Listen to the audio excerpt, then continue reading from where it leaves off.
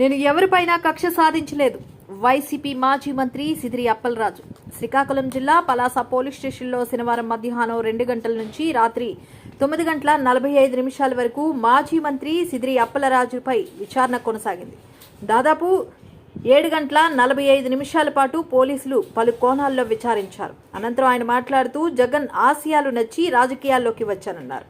తాను గెలిచాక అభివృద్ధిపైనే దృష్టి పెట్టానని, ఎవరిపైనా కక్ష సాధించలేదని చెప్పారు. పలాస కిడ్నీ రీసెర్చ్ సెంటర్ ఆసుపత్రి అభివృద్ధే దీనికి సాక్ష్యమన్నారు.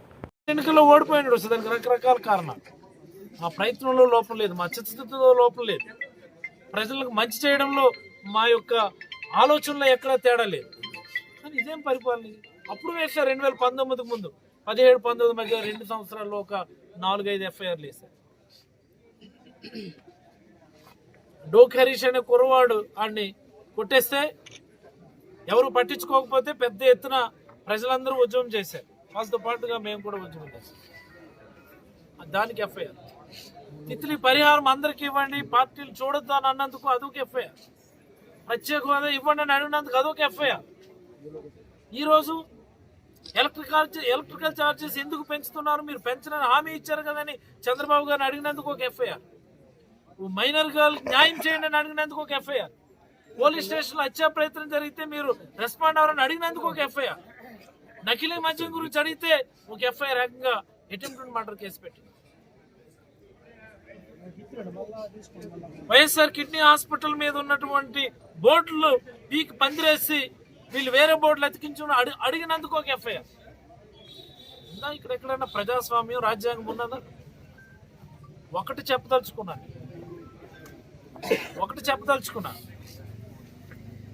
ఎన్ని రకాలుగా ఇబ్బందులు పెట్టినా, ఎంత మానసికంగా వేధించినా సరే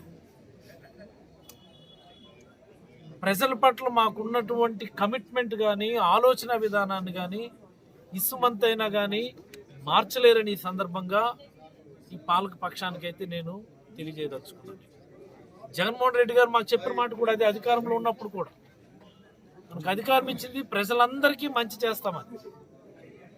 మనకున్నటువంటి రకరకాల ఆలోచనల్ని పరిపాలనలో ఇంటర్ఫియర్ చేయకూడదు, పార్టీలకు అతీతంగా, రాజకీయాలకు అతీతంగా మనం పనిచేయాలని చెప్పి మాకు అందరికీ కూడా నూరు పోసి ఈ ప్రాంతానికి అభివృద్ధికి అవసరమైన అన్ని కార్యక్రమాలని చేసి పెట్టారు. ఏమున్నది ఈ ప్రభుత్వంలో ఈరోజు? అరాచకం తప్ప అభివృద్ధి ఎక్కడైనా ఉన్నదా? అక్రమాలు తప్ప అభివృద్ధి ఆనవాళ్ళు ఎక్కడైనా కనిపిస్తా ఉన్నాయా?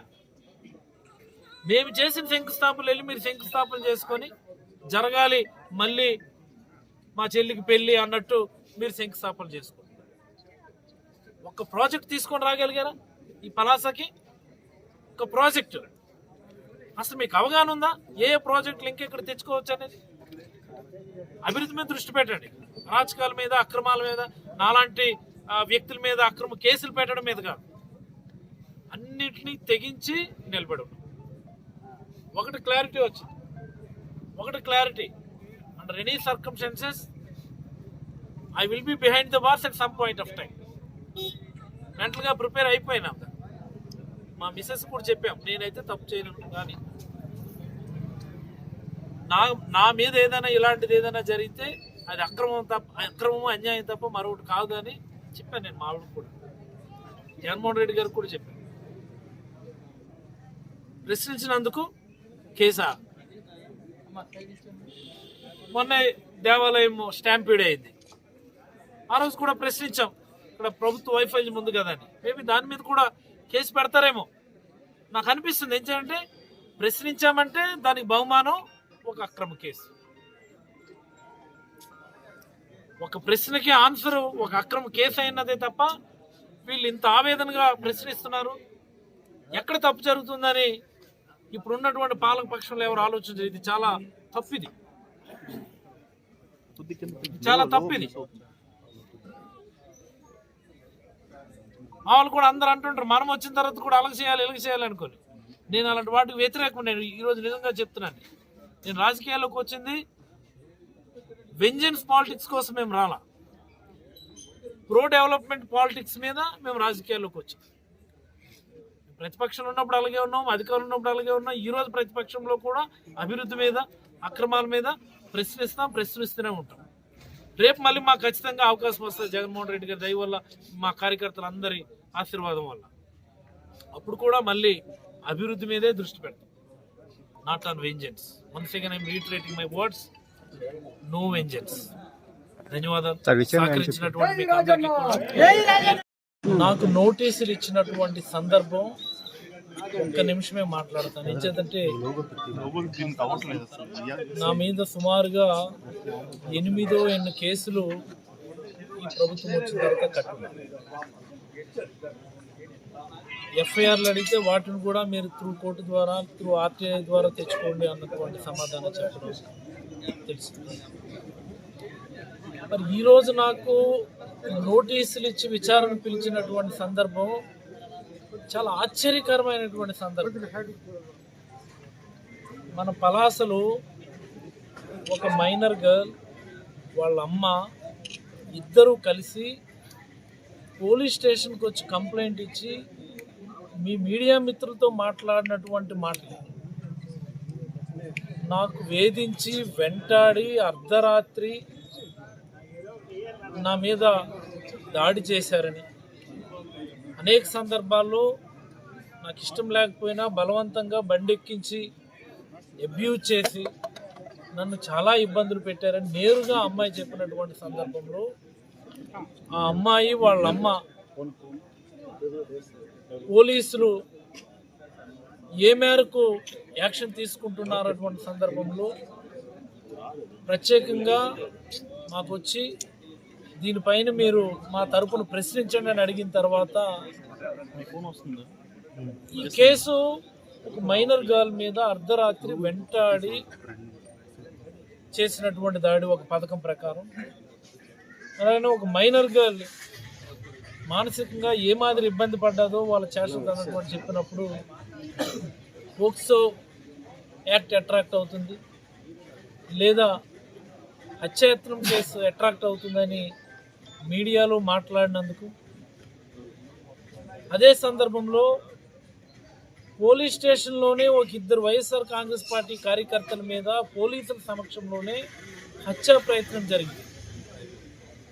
ఇలాంటి సందర్భంలో కూడా మీరు హత్యాయత్నం కేసులు పెట్టరా, పోలీస్ స్టేషన్ దేనికుంది అని ప్రశ్నించినందుకు నా మీద పెట్టినటువంటి కేసు ఏంటట, ఎవడో ఒకడు నేను మాట్లాడిన మాటల వల్ల సమాజంలో రకరకాల మార్పులు వచ్చేస్తాయని, నా మాటలకు ప్రభావం అయిపోయి ఈ సమాజంలో అల్లకల్లోను సృష్టించబడిపోద్దని ఒకడు వచ్చి కంప్లైంట్ పెట్టాడు, ఎమ్మెల్యే బంధువు ఒకడు. దాని మీద నాకు సుదీర్ఘమైనటువంటి విచారణ. నేను అడుగుతున్నాను, కూడా చేశాను. ఈరోజు పలాస చర్చల్లో ఉంది అంటే దీన్ని రెవెన్యూ డివిజన్ చేసింది నేను, జగన్మోహన్ రెడ్డి గారి ఆధ్వర్యంలో మేము. ఈరోజు ఇంత విశాలమైనటువంటి రోడ్ల మీద తిరుగుతున్నారంటే రిస్క్ తీసుకొని ప్రజల్లో రకరకాల వ్యతిరేకతలు వస్తాయన్నా సరే ఇది ఊరికి అవసరం, లాంగ్ టర్మ్లో పోర్టు కడుతున్నాము, ఇక్కడ ఒక అందమైనటువంటి టౌన్ ఉండాలని రోడ్స్ వైడనింగ్ చేసి దీన్ని బ్రహ్మాండమైన సర్వాంగ సుందరంగా తీర్చిదిద్దుకున్నది. పిల్లలు చదువుకోవడానికి డిగ్రీ కాలేజ్ అంటే డిగ్రీ కాలేజ్ తెచ్చుకున్నది మేము.